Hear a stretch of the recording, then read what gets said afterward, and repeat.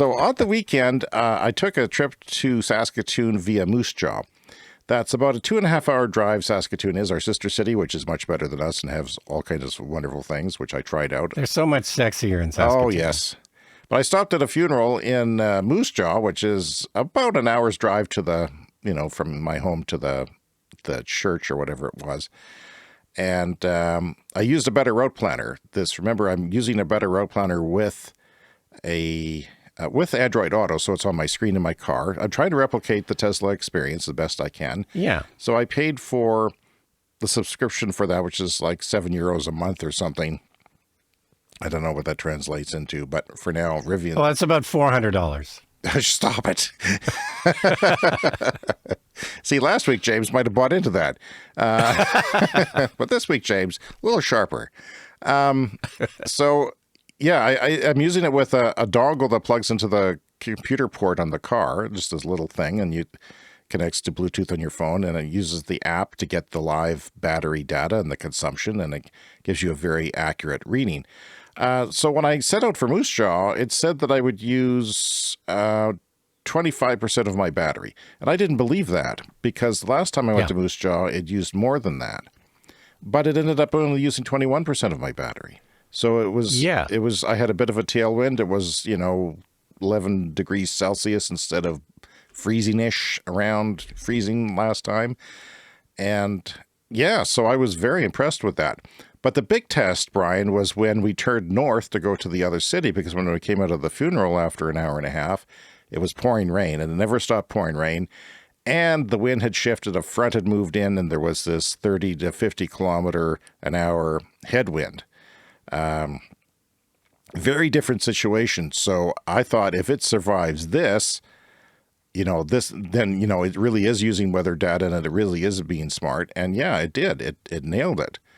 It nailed my next stop, which was a charging station in Davidson, because I wanted to stop there to support the Riverbend Co-op for the first time. And, because they're the only people who were progressive enough to put a charger in a very necessary place in Saskatchewan. And yeah, so it worked. I mean, I'm so thoroughly impressed because this solves a huge problem for me.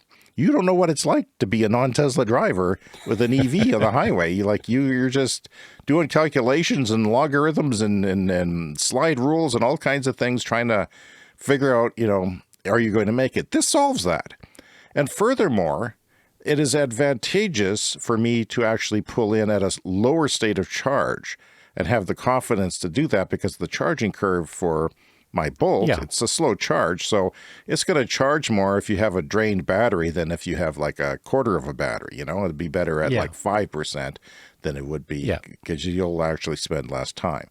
It's always a bit of a drag if I roll into a charger and I've got about 40% battery, because you just never get that top speed. You got to be down to 20%. Mine goes down at about 50%, 55%. It drops below its peak, and then and it's slow to begin with. So that it makes a difference, when you do that. So, but I have total confidence now.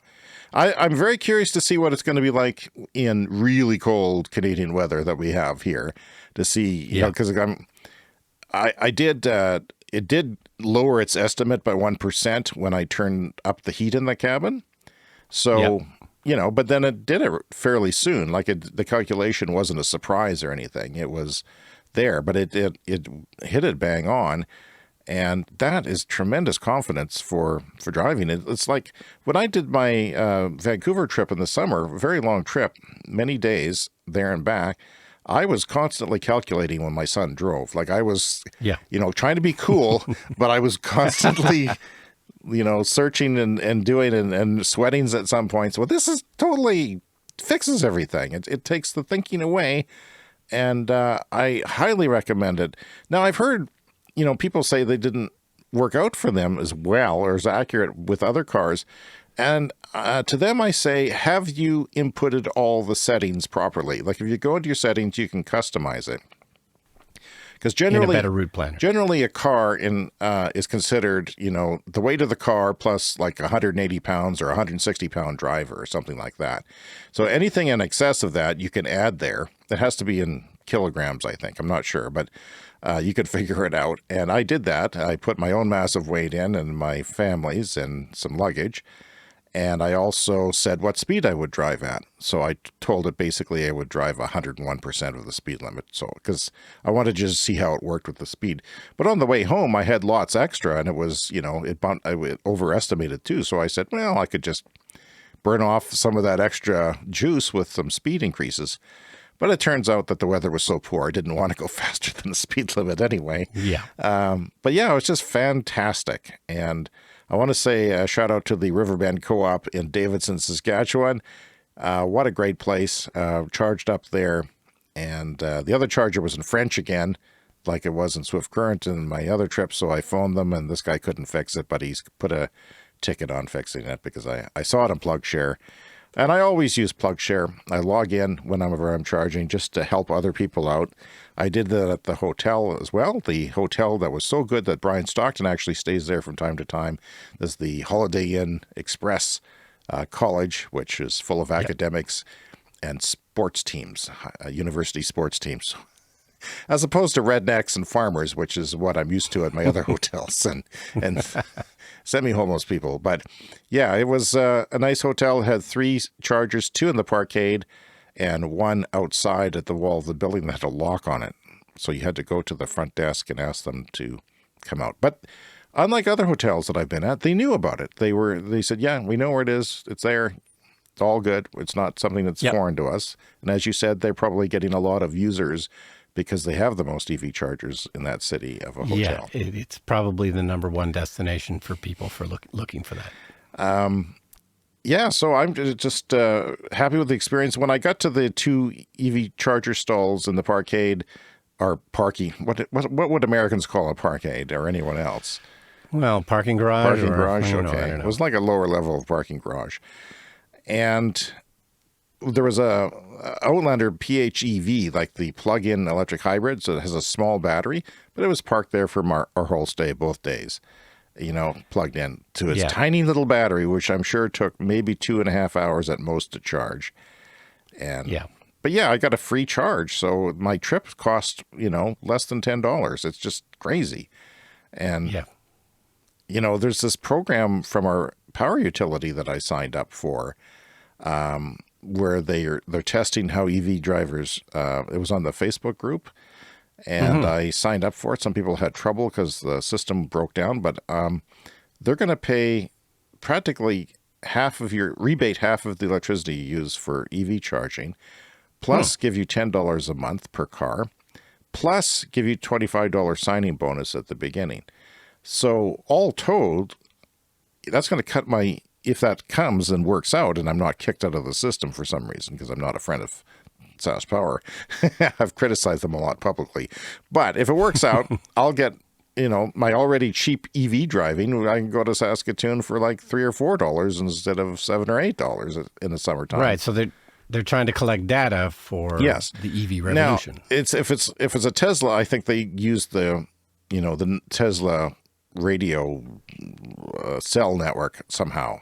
I'm not sure how. Yeah, the wall chargers have Wi-Fi, the cars have Wi-Fi, so maybe they can do that. But with me, if I had OnStar or something, I think they would use that. But they're going to send me a device. I don't know if it's like the same type of dongle that I'm using for a better route planner that plugs into your computer, or if it's something that plugs in to your charger. But either way, I've got 2 EVs, and I'm looking forward to that, because what they're trying to assess is how's it going to work when EVs take off and the power grid is, put more demand? Can we encourage people, incentivize them to charge at night? And the answer is yes.